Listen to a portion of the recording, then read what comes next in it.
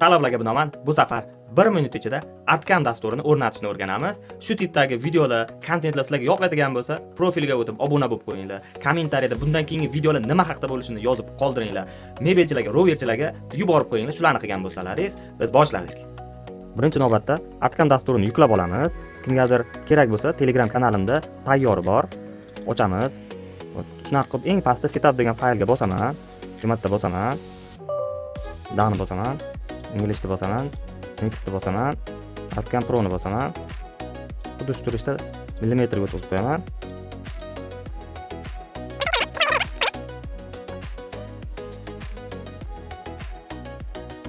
Mana shu joyda net tugmasini bosamiz.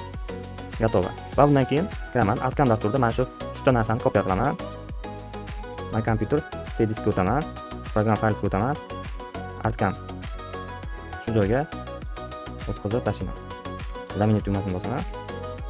Save продолжить. Va ekranda Atcam paydo bo'ladi, kirib ko'raman.